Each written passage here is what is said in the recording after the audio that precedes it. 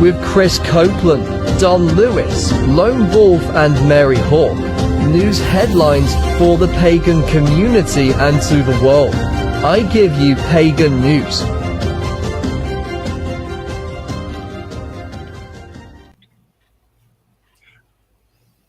And hello, and welcome to the Pagan News broadcast. I'm Reverend Don Lewis, and with me are Krys Copeland, Reverend Mary Hawk, and Harold Sanford Carter III. And we are happy to see you. We hope you're having a wonderful weekend, and we have some very interesting stories for you. And Harold will be leading our broadcast today with, I believe, the next installment in his series. He'll be followed by Mary, who's interviewing the Archpriestess Mary Malinsky of the Aquarian Tabernacle Church in Canada, and then has an interview with myself and Ed the Pagan regarding Gaia Thrift. Then I will go with a story about the recent Corellian lustration and double investiture, and then Krys will go with her stories about climate activism in Europe and the recent attack on Stonehenge. So the next hour will be quite exciting. Please enjoy. Harold. What's up, Don? What have you got for us this month? Well, I think that it's important that we start diving into how our pagan leaders and the community deal with our incarcerated population. Absolutely.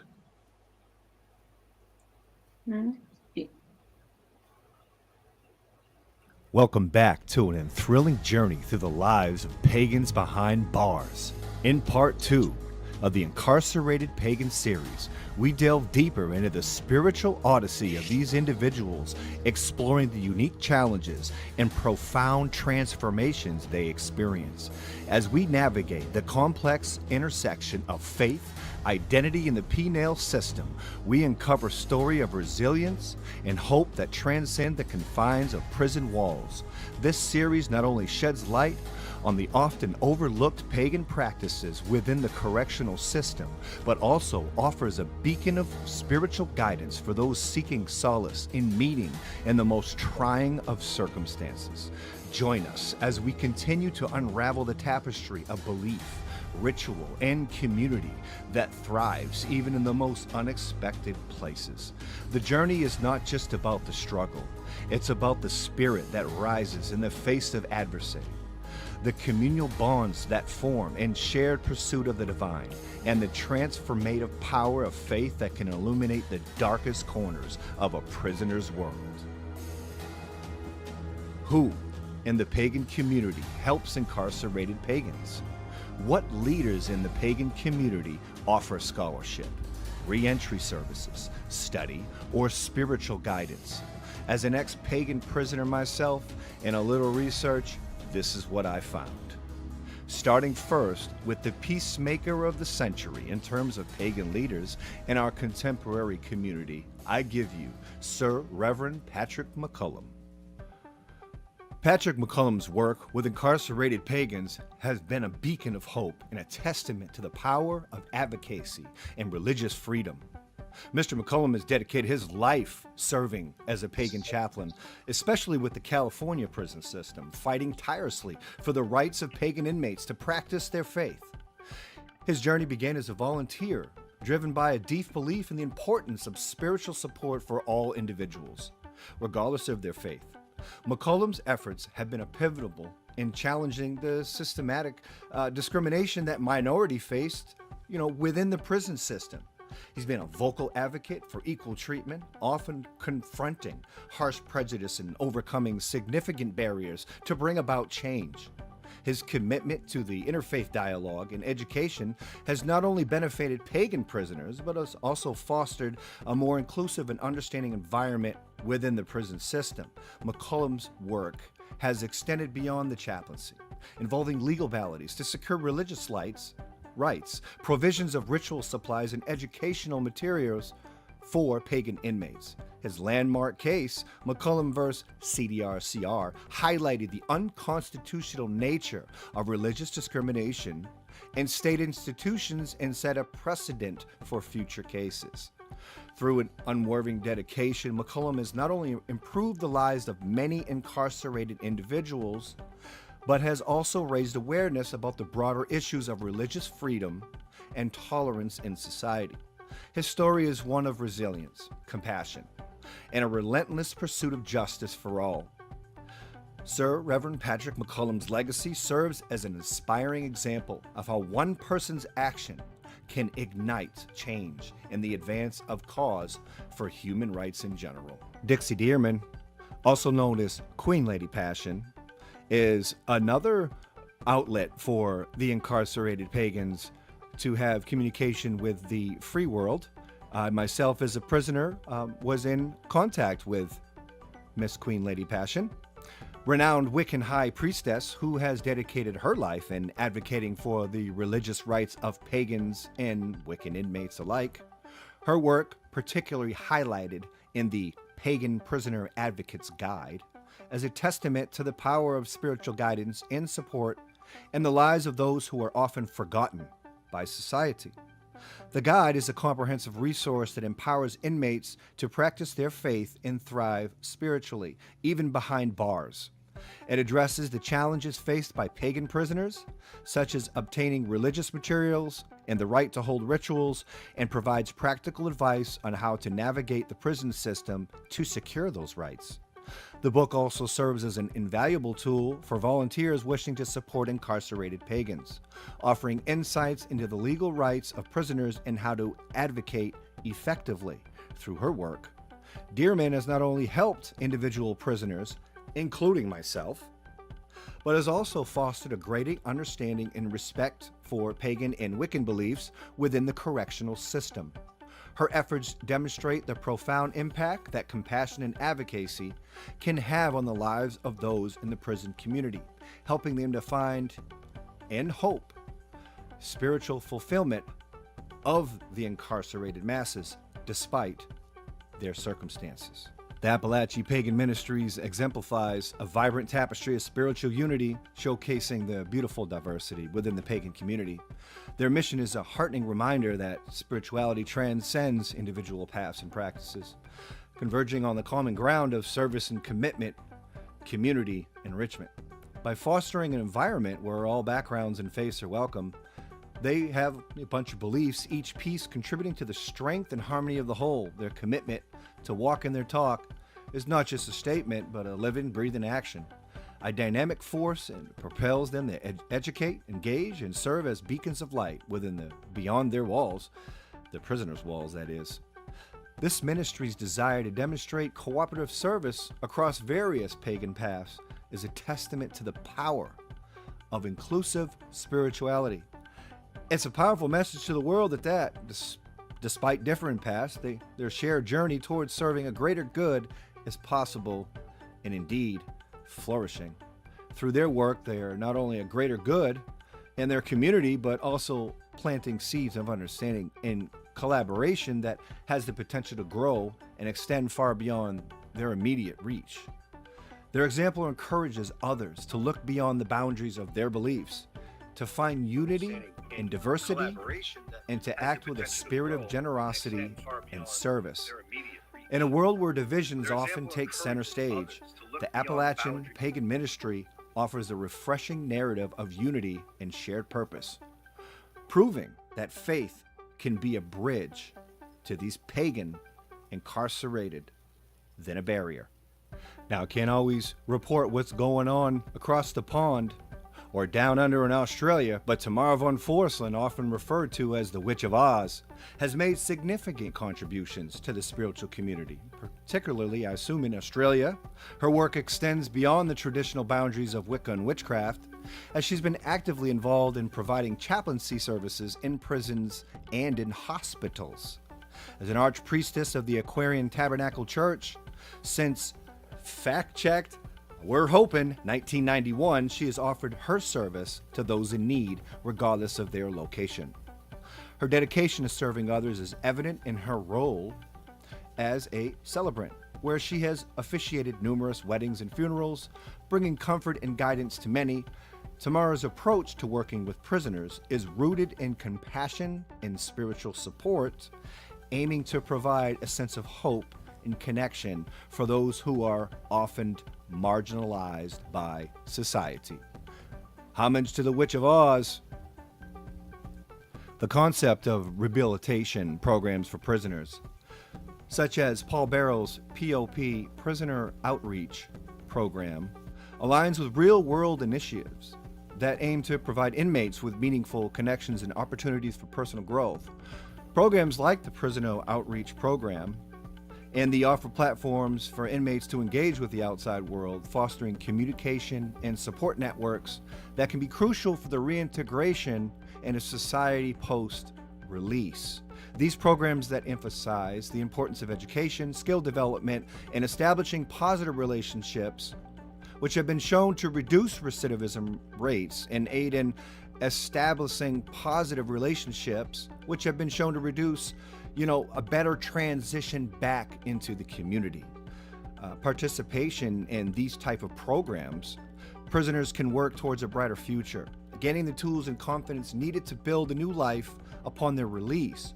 The success of these programs highlights the potential for transformative change within the prison system, offering a beacon of hope for those who are willing to embrace the journey towards rehabilitation and redemption. I often speak of my highest ideals, which was in a guidance from Mr. Paul Barrow. Now, unfortunately, Paul Barrow's POP program is extinct, but it is programs like this that helps the transition from incarceration to a community. Support systems are very valuable, and we are honored for Paul Barrow and his program. Selena Fox, a renowned figure in the pagan community, has made significant contributions to supporting incarcerated pagans. As the senior minister and high priestess of Circle Sanctuary, a nature spirituality church and pagan resource center, she has been a beacon of spiritual guidance and support for those behind bars. Her advocacy extends to ensuring that pagans in prison have the religious freedom to practice their faith, which is often a challenging feat given the diverse nature of pagan traditions and the constraints of the correctional environment. Through her role on the Religious Practice Advisory Committee to the Wisconsin Department of Corrections, Selena Fox has worked tirelessly to advise on religious accommodation issues, helping to bridge the gap between institutional regulations and the spiritual needs of pagan inmates. Her efforts have not only provided a platform for the expression of pagan faiths, but have also fostered a greater understanding and respect for these traditions within the correctional system. Moreover, her work with the Pentagon and the United States Department of Justice has been a pivotal in advocating for Wiccan religious freedom, further highlighting her commitment to the rights of pagans regardless of their circumstances. Selena Fox's dedication to the pagan community, especially those who are incarcerated, exemplifies her deep commitment to religious freedom and equality. This concludes the Incarcerated Pagan series, Part 2. I'm Lone Wolf, Harold Carter, Witchcraft TV, Pagan News.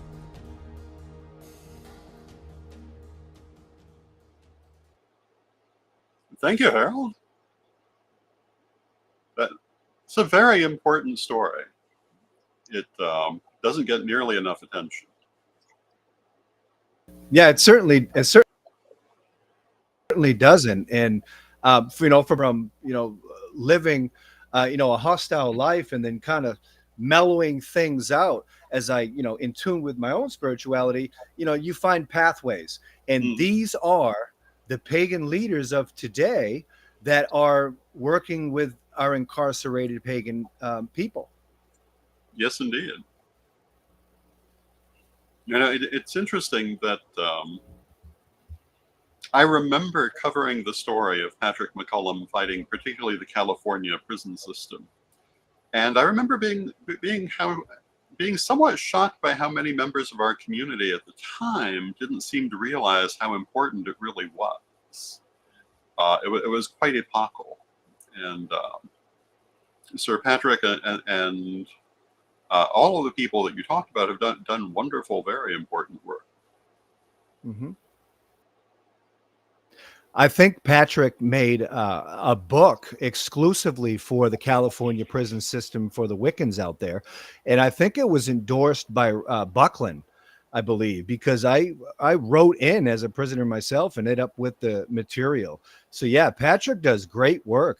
And even though I didn't know who Patrick was as an incarcerated man, it all fits together, on the path. They're great people, all of them. Thank you, Harold. And Mary, I believe you have some stories for us about advancements in our community.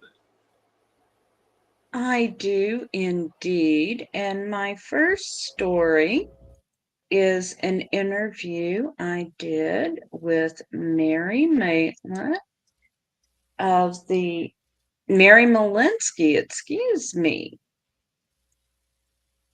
And I'm getting this queued up here with very exciting news. She is the high priestess of the ATC in Canada. And just a moment, I apologize. I thought we had this ready to go. Here we are. Here is my interview with Mary Malinsky. Hello, everyone, and this is Mary Hawk with Pagan News. And today I have with me Lady Mary Malinsky. She is the archpriestess with Aquarian Tabernacle Church, Canada. Welcome, Mary. Thank you, Mary. Thank you so much for joining us. And you have some very exciting news to share. I do. Last week, we received the notification from Revenue Canada that the Aquarian Tabernacle Church is officially recognized as a charitable organization in Canada. So very exciting news. I was going to say very exciting news. And can you explain to those of us outside of Canada what this means? For sure. So among other things, one of the things that we can now do is issue tax receipts for anyone who makes a donation to our organization, which is wonderful, especially for some of our regular major donors. And as well, it helps us moving into other provinces. So right now, ATC Canada is primarily in BC and Alberta, and marriage rights and burial rights are things that are governed from province to province. It's not a federal issue. However, some provinces require that you have charitable status to be able to have marriage and or burial rights. We're lucky here in BC. We've had marriage rights since the late 90s. We've been established as a not-for-profit organization in the province of British Columbia since 1994. And it was in 1999 that we received marriage rights with vital statistics in BC. However, we haven't been able to extend that into other provinces before now. So that's very exciting. That is wonderful news. So how long did it take you to get this established? How long have you been working on this? Well, I have been connected to ATC Canada since 2006, and I was surprised that we didn't have charitable status at that time. I wasn't of sufficient training to kind of initiate that at that time, but it was something I was part of being involved in looking into. When my predecessor, Lady Michelle Fabergé, announced that she was going to be stepping down and handing the reins of the church over to me in late 2018, 2019, I started really looking seriously again at the charitable status. And so we had some changes that we had to make to our legal structure. and to make sure that we fit the requirements for charitable status. And so we've really been working at it since 2019. We officially finished filing our paperwork. The process of the paperwork took a long time. So we filed all of the paperwork at the end of 2022. And initially, we received notice that we were declined charitable status in 2023 because we were told that we did not meet the qualification of a religion according to charity law.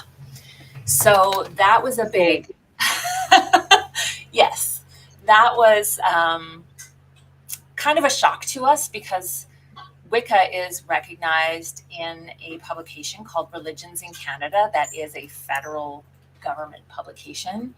We have, you know, not only ATC Canada, but the Wiccan Church of Canada. There was the Congregational Wiccan Association. There have been many other organizations in the last 40 years or so or more who have had some sort of legal recognition in various provinces and places across Canada.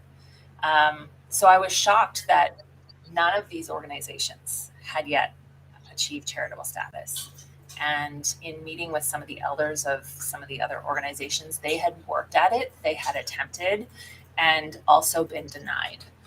So I'm really proud of my team because, of course, this wasn't an individual effort. It was definitely a team effort.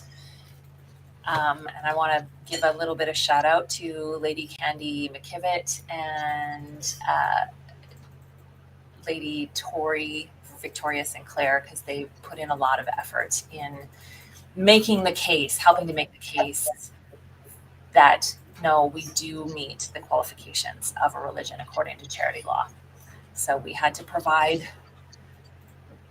our structure, right, and information. I think it was just a case where, you know, the people who were looking at the file just didn't know enough about Wicca to realize that, yes, there is significant structure to our faith. Well, bravo to you and your team for fighting until you got the recognition. Oh yes, there was no question that we were going to appeal and work until we got it. So,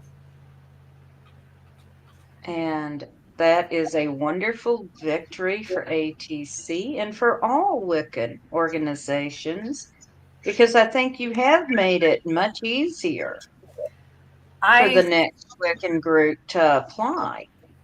sincerely hope that our efforts do make it easier for other organizations. And, you know, maybe now the Wiccan Church of Canada can go back and make another attempt. I know that the new Wiccan Church here in Canada is working on their application. So, and I've already spoken to their leader as well and said, okay, here's my hints and tips. So hopefully that means that it will be easier for others in the future as well. I certainly hope so. So you have been a real trailblazer. That is just so wonderful. Thank you. I'm really proud to have this accomplishment, and now the work continues. Now we've got more progress and more things to work on, and it's great to have this hurdle behind us now. Yes. So, well, thank you so much for taking the time to come on and talk to us about this real victory. My pleasure. Thank you so much for inviting me to be here with you. Okay, and this has been Lady Mary Malinsky. She is the Archpriestess of the Aquarian Tabernacle Church in Canada. And again, thank you for joining. Thank you, Mary. That was a wonderful interview with Mary. It really was, and that is such a victory. And it took them so long to get there. Well, I've been watching the trajectory of Wicca in Canada since the 1970s, and I've noticed that they've had a much harder time in Canada than we have had here. And I feel like this really is a much bigger story than I think a lot of people realize. Correct. It really is. And I really feel like that they have broken some real barriers. The Aquarian Tabernacle is often in the front of fights for civil rights. Um, they were also very heavily involved in the Pentacle Quest here in the U.S. to get the pagan service people the symbol of their religion on their tombstones. And this in a way reminds me of that story too. It took so many years to get that accomplished, and in the end, it came down to the people who were in charge of making the answer. And when we talk about representation, when we talk about things like this program where we're putting ourselves after the public, one of the reasons is to let people know who we are, because there are a lot of people with very false ideas. Yes, there are. So,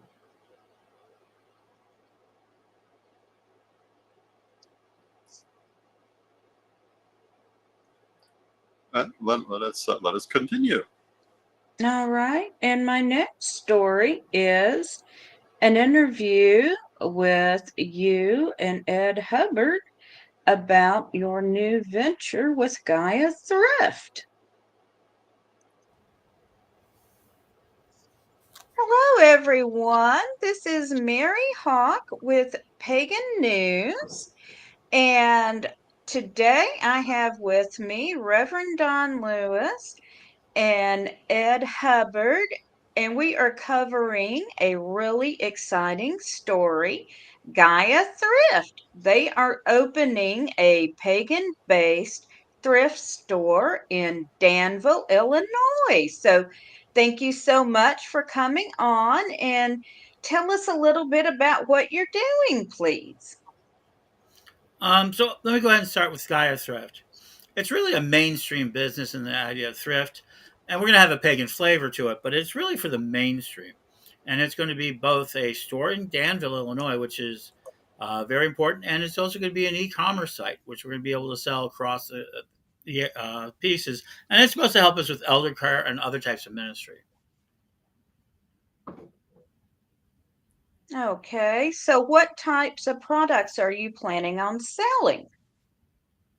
Oh, well, some of Don's art, I suspect we're going to do that too.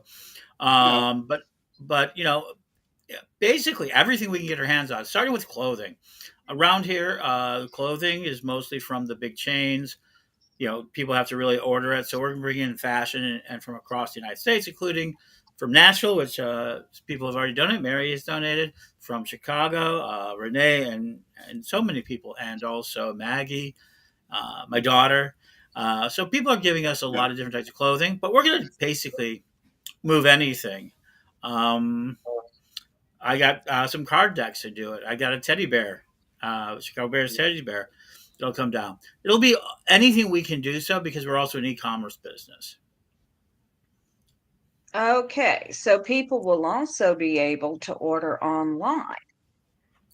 Oh, more than just order online.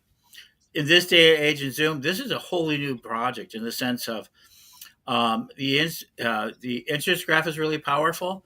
You'll be able to have zoom ins. We're going to have fashion shows. We're going to have our daily show, Gaia Thrift. We're going to tell people what's in the shop. This isn't just about selling items. It's about also preserving the earth by keeping $1 billion worth of fashions from ending up in landfills in Africa. 25% of landfills are filled with clothing, and most of it's high quality. And then you have other people who could use suits for work, some t-shirts for kids, that are having a rough time with the inflationary prices. So that's important too. So it's really about bringing down prices, making things available, making collectibles available to the collectors who will then pay a premium for them, but also keeping things out of the landfill. It's about reuse, recycle, and we just got to do it. Absolutely. And I have to tell you, as a single mother, I did an awful lot of thrifting when my daughter was going through 3 sizes every 6 months. Well, Don's known as a very dapper driver. He's going to do a show called Don's Closet. But early on, after he had his when he had an injury in his early career that had kind of changed him a little bit, he broke his back. Most people don't realize he came back from a broken back. Yep. I taught him thrift. I teach everybody thrift, but Don can talk about the thrill of learning to thrift and how it's really affected him. Well, it's really true. If you do not have a background dealing with it, um, I don't think you realize what wonderful things you can find there and how affordably when you have a good thrift store. I mean, there are things around here that currently exist, but they don't have wide selections and they don't really have good prices. But a good thrift store has those two things. And I found for myself, um, when I was dealing initially with reduced mobility and a much reduced income from recovering from that injury, that I was able to continue to keep a creative wardrobe. And even when I came to be more prosperous again, I could find things in the thrift stores of Chicago I couldn't find um, in regular shops. I was able to find styles that were more vintage or perhaps less everyday than that you might have found in average stores, and I prefer that. I love things that are a little different. Um, I tend to like the vintage styles. Of course, and especially at that time, I was not an easy size to fit, but I could find things in thrift stores. And I've often joked that after my heart attack, when I lost so much weight and donated so many suits to the thrift stores in Florida that some fat guy had a really great day going to the thrift store after. Um, but if you're looking for dress clothes for work, for example, but you're not necessarily in a place to go be buying brand new suits or what have you, a thrift store is really helpful to you. If you're looking just for nice things that will make you feel good to be wearing them, a thrift store can be very helpful to you. And as you were saying, if you're a mother on Mhm. a limited income, a thrift store is a godsend. It Um, absolutely is. and children grow through sizes so quickly that being able to replace them can be difficult if you're not in a prosperous position, and sometimes even if you are. Yeah. And there again, too, being able to find things that are not necessarily the main street of items, things that are a little more unusual, things that maybe are a little more vintage, can also be desirable for that as well. I think that the creative aspect of thrifting is very important, both to how you build a wardrobe and or other things, because there are also household goods. But you can often find very interesting books in thrift stores. You can find all kinds of things, and it can be a real expression of creativity in your life. And if you are, and today so many people are on a relatively limited income compared to the prices that are being charged in new stores, because prices are very high right now. To be able to express that creativity is, I think, a very valuable thing. Not to have to take just whatever you happen to be able to afford that day, but to be able to choose what you actually want, what will make you feel good to wear it. I think that's very important too, as well as the ecological aspect of not letting these things be wasted or trashed or going to landfills, but reusing them, upcycling them. And Lady Yes. Bitterwind, who was a great influence on Both Edward and myself loved thrift stores and rummage sales, which were a little bit more the downstate equivalent, but she got so much of her artwork secondhand, and that was a lot of her theory with the artwork that she did later in life, that she was taking someone's trash and turning it into treasure. And in a manner of speaking, when you get clothing or other items at a thrift store, that's what you're doing. You're giving it a new life. You're taking something that might otherwise have been thrown away and making it valuable again, and getting what you might not be able to get elsewhere. Yes. And I do have one question for Ed. Can you explain your friend on your left there for us? Oh, this is the Alicorn. He was a found item. He was found on the roadside in Danville, Illinois, when we were particularly depressed. And as people know, I have a connection with Faye and some other events. And it's $1 billion. It foretells a time of $1 billion situation, $1 billion. And the idea of $1 billion project. And Gaia Thrift is exactly that. So it is 8 months later, we're kind of listening to what we're doing. And as everybody knows, we've done other things. But from a pagan point of view, this is about ending pagan poverty and ending some things for elder care. We need a source of monetization of an industry that is over $200 billion and is growing. What we throw away, what everybody's giving away, what everybody's doing, we can do great things. And it also gives, here's the most important thing, Gaia Thrift can also handle occult and pagan. If you have pagan items, if you have occult items, if you have clothing, celebrity status, we're going to have auctions. If you have books, we have now worked with not only with Don, but other elders and other groups who've needed cash, who have excess amount of things, but they just don't know how to take it to the marketplace. We'll help you. And so it's very important to understand this is a way not only just to make clothing or ordinary things but our magical things can be passed on to people who need it. And our collectibles too. I mean, there's a lot, if you have old magazines, pagan magazines, we can handle those. We can help you out with a lot of different things. We would be happy to accept it. It'll be Danville, Illinois, 19 East North Street, Danville, Illinois, 61832. Yes, indeed. All right. Well, thank you both for joining us. And what is the opening date for Gaia Thrift? It is Don's 61st birthday at 4 p.m. and we'll be going live on the air through Divination TV, through Corellian TV, and through other processes. And it'll be 4 p.m. on June 11th. On June 11th. Yep. And so we'll be showing you some of our wares and things like that. And then we'll be open for that first we go along.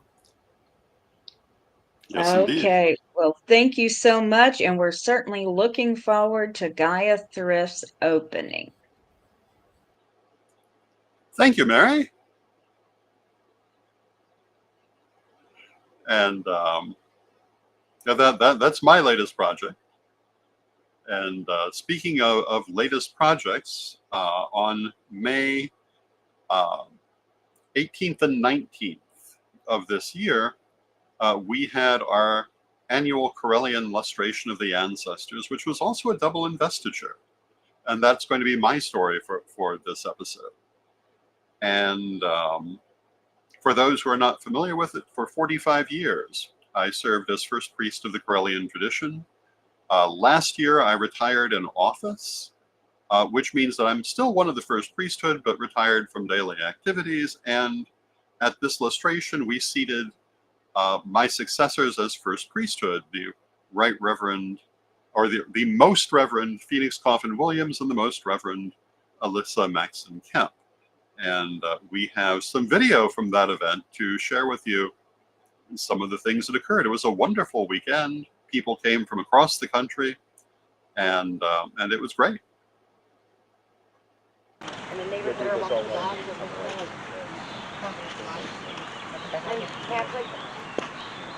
Yeah, it's really tight. You all would end up button butts. So today, we are beginning the investiture rite proper. We all know we began last night with the ancestor memorial, but now we're moving on from the Negredo, the roots and of the past, to the cauda pavonis, the peacock's tail. This represents all of the glory of the world, the beauty of the tradition, all the good things people see, and all they think they see before they achieve higher rank, and find out it's really a lot of work. I banish from thee anything negative. Sir Ebony, are you ready? And I do bless thee and consecrate thee to this work.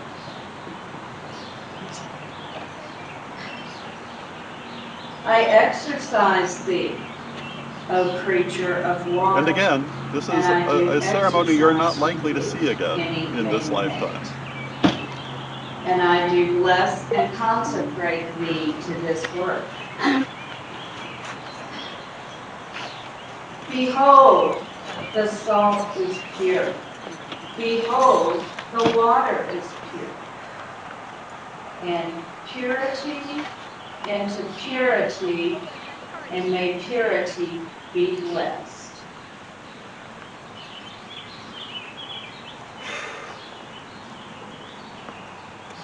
Behold, the sword of art, the great lightning bolt,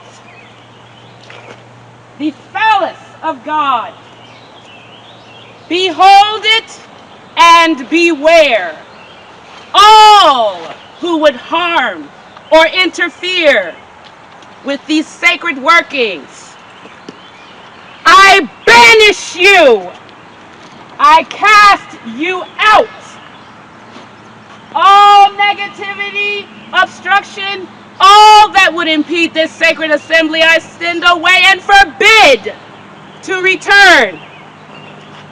By this holy blade and the mysteries it represents, and by my will as the focus of the combined will of the Corellian priesthood, I bar this place to all that is impure or injurious to our right.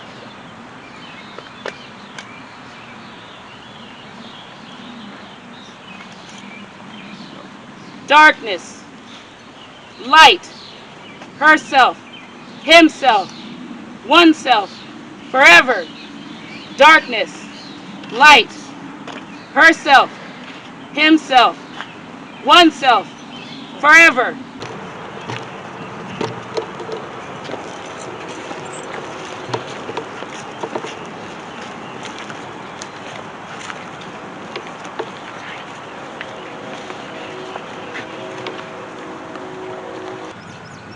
So mote it be.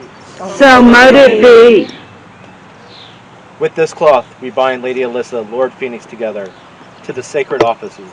Darkness, light, herself, himself, oneself, forever. Darkness, light, herself, himself, oneself, forever. Darkness, light, herself, himself, oneself, forever. Darkness, light, herself, himself, oneself, forever. Darkness, light, herself, himself, oneself, forever. Darkness, light, herself, himself, oneself, forever. Darkness, light, herself, himself, oneself, forever. Darkness, light, herself, himself, oneself, forever. Darkness, light, in herself, himself, oneself, forever. Darkness, light, herself, himself, oneself, forever. Darkness, light, herself, himself, oneself, forever. And I do bless and Darkness, consecrate light, thee to this herself, work. himself, oneself, forever. Behold, Darkness, light, the salt is herself, pure. himself, Behold, oneself, the water is forever. Darkness, light, And purity herself, himself, into purity, oneself, and may forever. purity Darkness, be blessed. light, herself, himself, oneself, forever. Darkness, light, herself, himself, oneself forever. Darkness, light, herself, himself, oneself forever. Darkness, light, herself, himself, oneself forever. Darkness, light, herself, himself, oneself forever. Darkness, light, herself, himself, oneself forever. Darkness, light, herself, himself, oneself forever. Darkness, light, herself, himself, oneself forever. Darkness, light, herself, himself, oneself forever.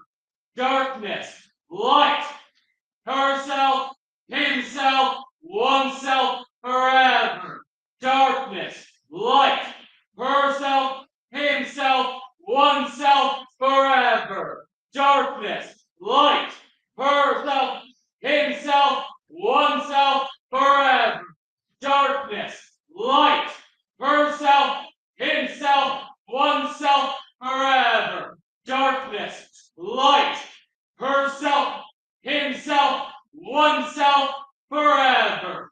Darkness, light, herself, himself, oneself forever. Darkness, light, herself, himself, oneself forever. Darkness, light, herself, himself, oneself forever. Darkness, light, herself, himself, oneself forever. Darkness, light, herself, himself, oneself forever. Darkness, light, herself, himself, oneself forever. Darkness, light, herself, himself, oneself forever. Darkness, light, herself, himself, oneself forever. Darkness, light, herself, himself, oneself forever. Home. I do invoke the higher self of the first priestess, Lady Alyssa Maxon Count. Behold, may you be one with your higher self, undivided and complete. The veil set aside as we move forward with this holy rite.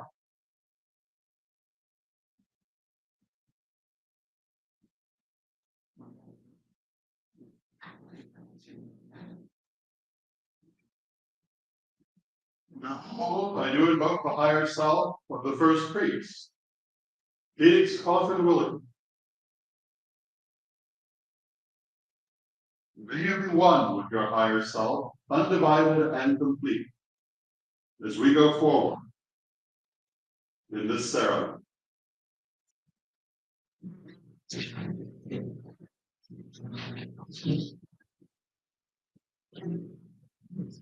Behold, I do invoke you, O ancient ones of the West. In the name of the lands, gods, and peoples of the West, I call you forth as I have from the beginning. I invoke you with love and with respect, O glorious and beautiful ones. Come forth, join and guide us now, O ancient and holy ones. We call upon you, O countless gods of the West. Soyutuya, Kanati, Invido Igegi, Gei Guja, Iged Kenesi, Inagi, Keto Kuato, Texcapi Poka, Chalkalsi Tiwike, Tlalo Clay Tioto, Ameti Uso, Tlalo, Apu, Akin, Michelle, Irakosha, Pachamama, you and all who are with me. Join us now from the West. May the blessing of the West be upon you, beloved ones, the least you and all the siblings of the great family. In the name of the lands, gods, and peoples of the West, may you and yours be blessed. May the great family rejoice. May every road be open unto you, every gate unbarred, every heart a friend. Let the powers of the West be blessed. May an open heart and psychic vision ever fill your burning cup. May the blessing of the West be upon you. Spirit. I am air, I am fire, I am water, I am earth, we are spirit. I am air, I am fire, I am water, I am earth, we are spirit. I am air, I am fire, I am water, I am earth. I am water, we are spirit. I am air, I am fire, water, we are spirit. We welcome you here into our temple. We wish to tell you how much we love you and adore you. You have been with us in our hearts from the beginning of existence. And we remain with you even into this day. We will never be separate from you, for you are our sacred and blessed children. You are our return, you are our destination, and our future.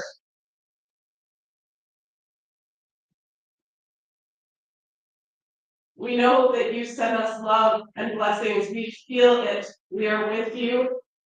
We too have altars on which we place offerings to you, for you are the reliquary of our love. Feel us moving and burning inside you and attuning you for the cyclone ahead. Feel us as we step side by side with you, carrying you, wooing you. Allow us to whisper to you. Call for our messages. We are speaking to you too. Serpent of prophecy lies upon you all. You all will begin to feel us. You will receive oracle. Share them. We will speak to you. Share it. We are here for you. And we will show you perhaps in ways that we have never shown before what our presence is, what our will is, and what we can do when we work as a team in this world and in every other world. These are our words to you. So most be. And then there we have some footage from the recent double investiture and the lustration. And, you know, back in 1979, I was part of a double investiture in the Corellian tradition with Lady Crystal. But we never thought we'd see another double investiture. And of all the members of the tradition who were alive then, we actually are the last two standing. It's been a long time. So I don't think we'll have another ceremony quite like this again in the tradition. So it was, I think, a historic moment, and certainly a great pleasure. And so I want to thank everyone who was involved in that. And Krys. It was incredible. Yes, indeed. And Mary handled our cameras for us. And we live streamed or otherwise broadcast that entire event on the platforms you're watching now. So if you want to see more of it, it's there. And like all of our archives, it will be there as long as we are here. And that's been 20 odd years online so far, and more coming. Krys, I believe you have some stories from the other side of the planet.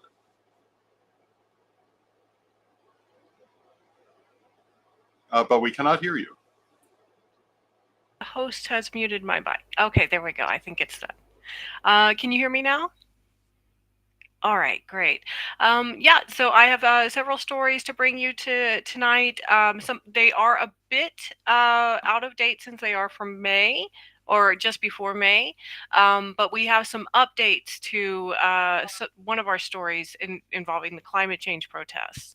So yeah, let's roll it.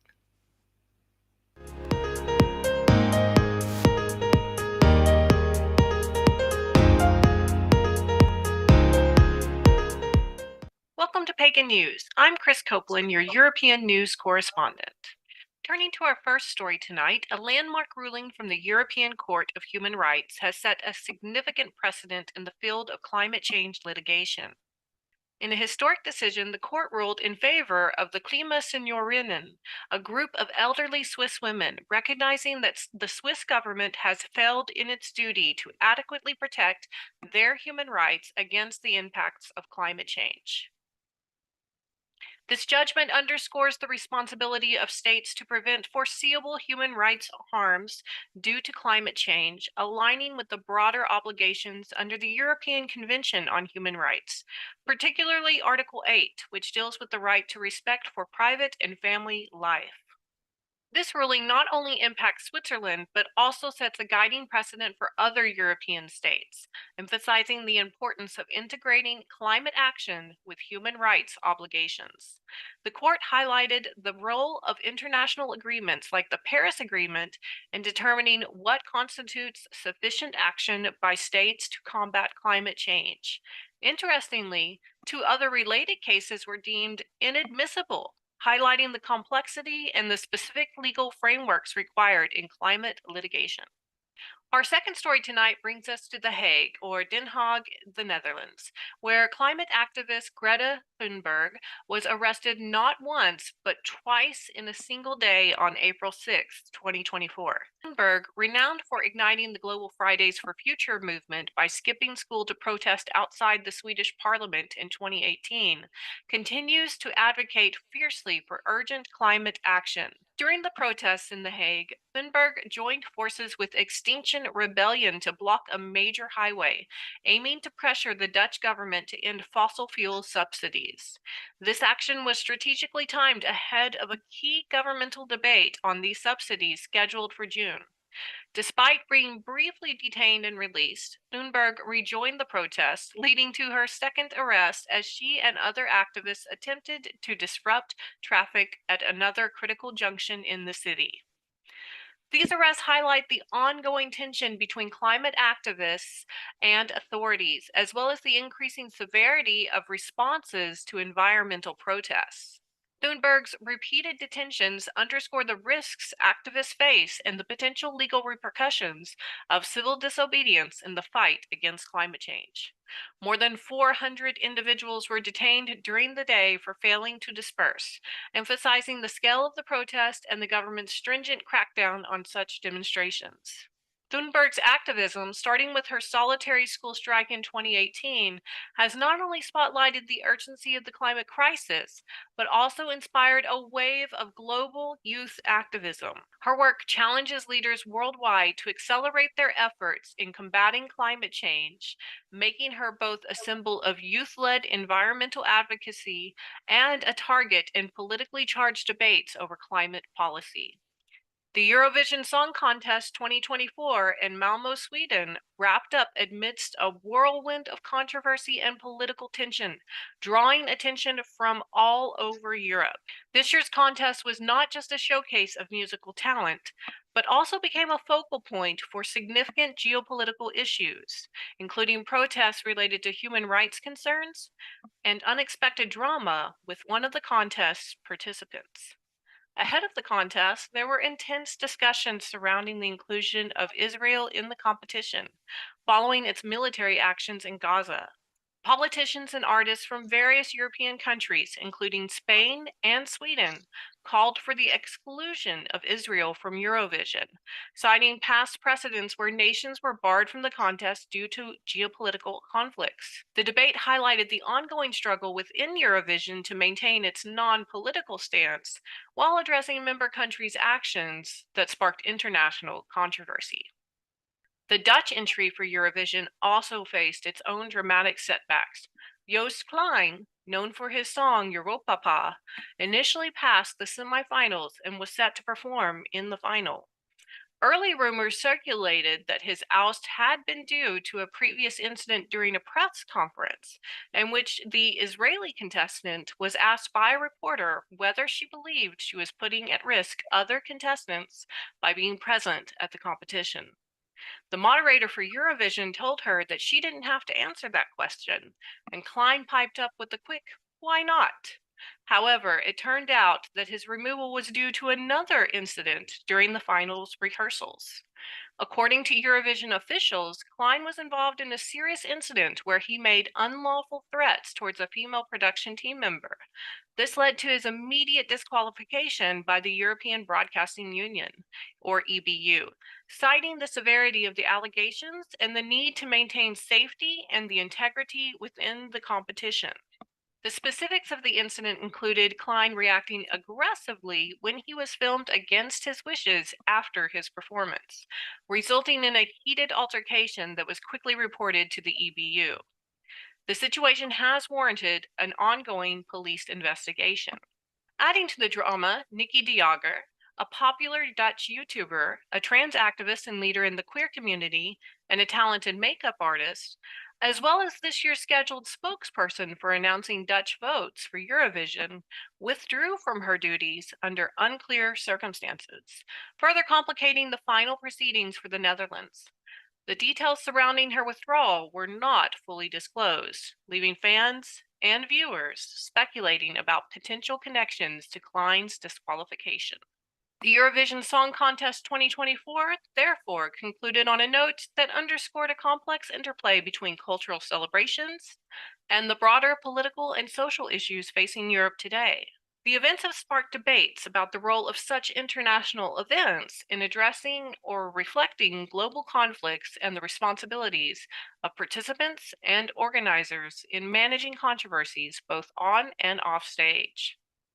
Our final story tonight takes us to the heart of Somerset, England, for the vibrant Beltane celebrations in Glastonbury, a festival that lights up the town with its ancient Celtic traditions. Beltane, held on May 1st, is one of the 4 major Gaelic, as well as modern pagan, seasonal festivals, marking the midpoint between the spring equinox and the summer solstice. This festival celebrates fertility, fire, and abundance, heralding the arrival of summer with rituals that date back thousands of years. The 2024 Beltane festivities in Glastonbury were a spectacular display of community spirit and ancient customs. The event featured a variety of activities that embraced the town's rich, mystical, and historical heritage. Highlights included the iconic maypole dance, where participants weave ribbons around a tall pole, symbolizing the union of the earth and the sky. Fire plays a central role in the celebrations, with bonfires and fire dancing to cleanse and purify, ensuring fertility for the coming season. Visitors could also see the dramatic Green Man procession embodying the spirit of nature and rebirth, which parades through the town to the beat of drums. Alongside these traditional elements, the festival incorporates modern twists, such as workshops, live music, and storytelling, all set against the backdrop of Glastonbury's mythical landscapes, including the Tor and the ancient ruins of Glastonbury Abbey. Glastonbury's Beltane celebration not only draws from its Celtic roots, but also connects with wider pagan traditions, making it a deeply spiritual and culturally enriching experience for everyone who attends. It's a time for locals and visitors alike to come together, celebrating the potent energy and magic of Beltane in a town famed for its spiritual significance. As we close tonight's European segment on Pagan News, we reflect on the remarkable events that have unfolded this month. From the vibrant Beltane celebrations in Glastonbury, steeped in tradition and community spirit, to the heated controversies and debates at Eurovision 2024 in Malmö, the range of human expression and conflict has been on full display. These stories not only highlight the cultural richness of Europe, but also remind us of the ongoing challenges and dialogues around human rights and representation. Each event, in its own way, contributes to the broader tapestry of European life, offering insights and lessons as we move forward into a future that values diversity, equity, and understanding. I'm Krys Copeland, your European news correspondent. Now back to our live programming.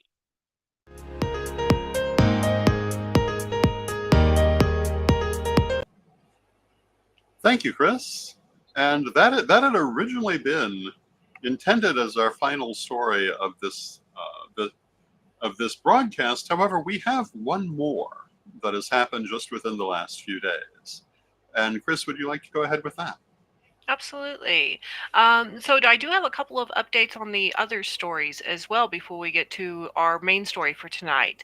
The first one being the Dutch government regarding its fossil fuel subsidies discussion has come to an agreement about that. The Dutch parliament has mandated the cabinet to develop a plan to phase out fossil fuel subsidies here by 2030.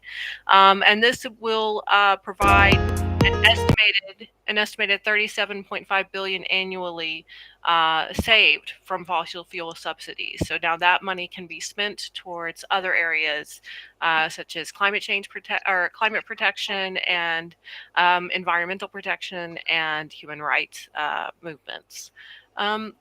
In addition to that, Joost Klein, the Dutch Eurovision contestant, the police investigation did conclude, and the Swedish police confirmed that Klein has shown evidence that there was a charge that is able to be placed against him. However, that charge has not yet been announced.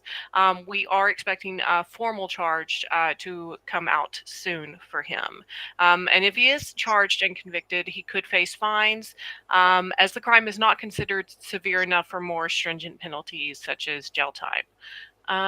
And then moving on to our climate change activism, while many groups here in the Netherlands and all across Europe are dedicated towards positive climate change action, there is one group that is making it very clear that it is not in that same category, and that is Just Stop Oil, who recently attacked Stonehenge just 2 days before the big summer solstice event there. And I believe we have a video of that from the Scottish Sun.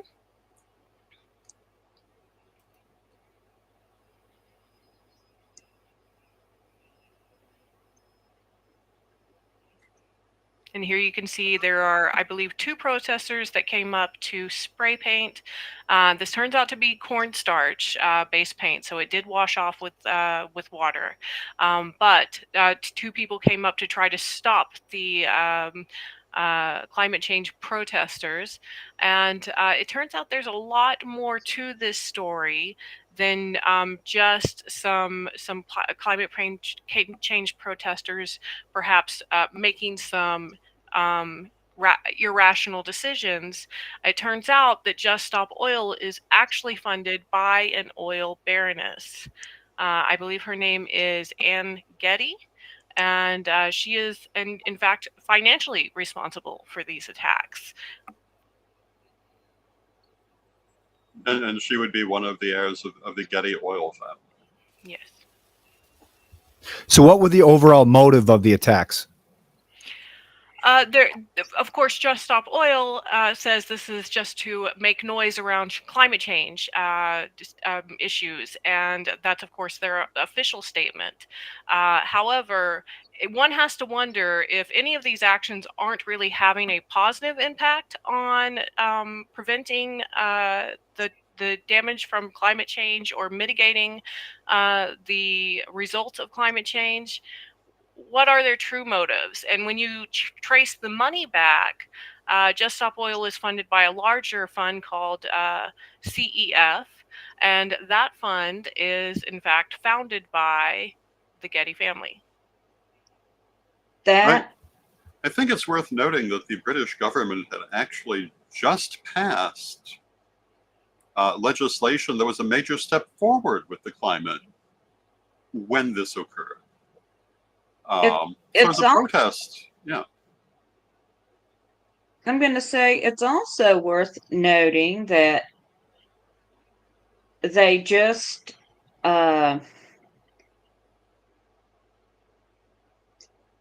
pagans are the natural allies of climate change, and they just disrupted the solstice celebration. This doesn't seem to make any real sense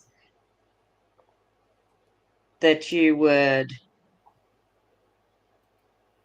it does raise a lot of questions. And this is only one of a number of incidents in the last couple of years where pagan events have been disrupted in one way or another.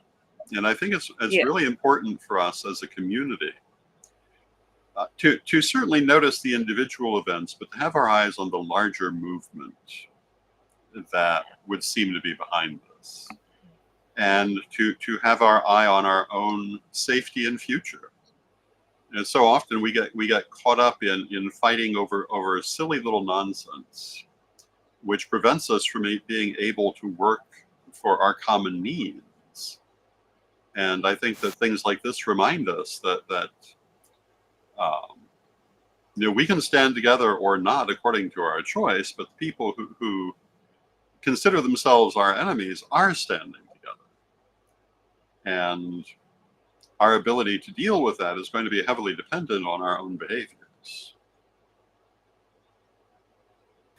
So, Dawn, what I see is they desecrated Stonehenge to bring awareness to environmentalism.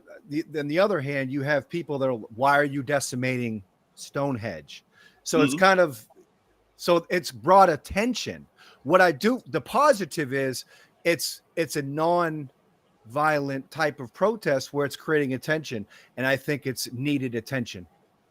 Well, I would argue that there is a bit of violence in this action simply because they weren't letting people know about it in advance, and therefore they created a lot of fear for the pagans that were in attendance that watched this event happen before their eyes, one of our sacred monuments, be damaged.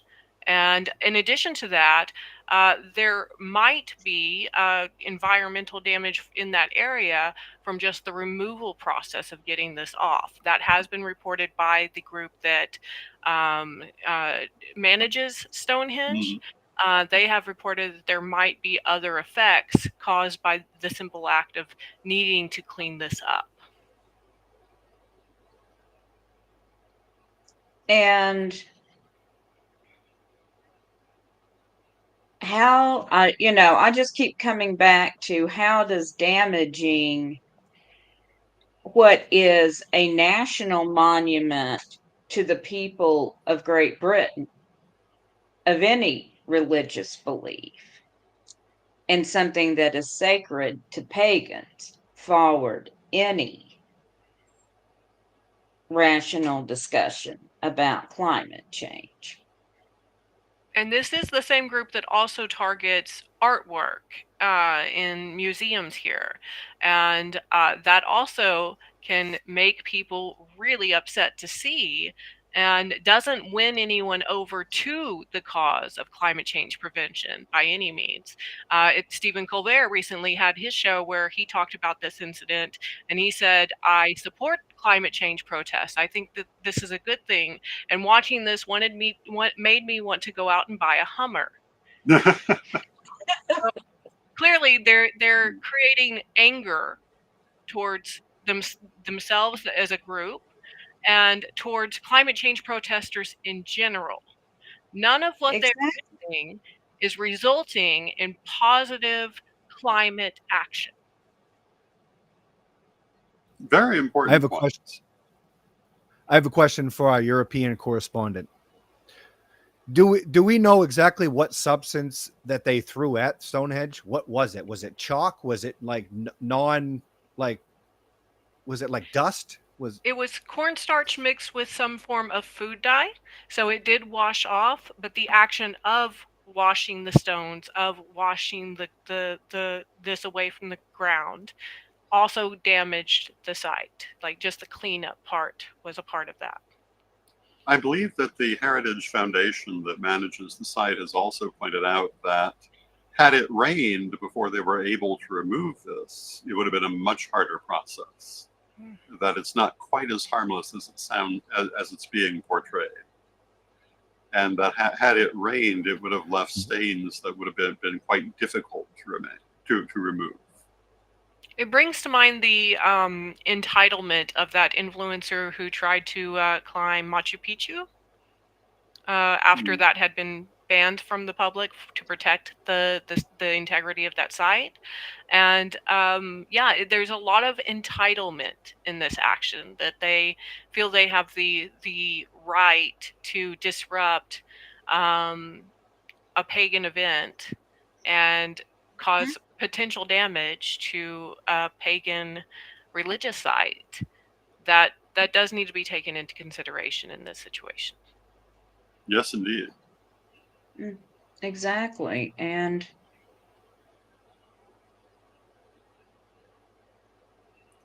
but thank you, Krys. And thank you, Mary, and thank you, Harold. And this has been a wonderful broadcast. I hope everyone has enjoyed it. And we will be back in 1 month for our next broadcast. Thank you, and until next time, may you blessed be. Blessed be.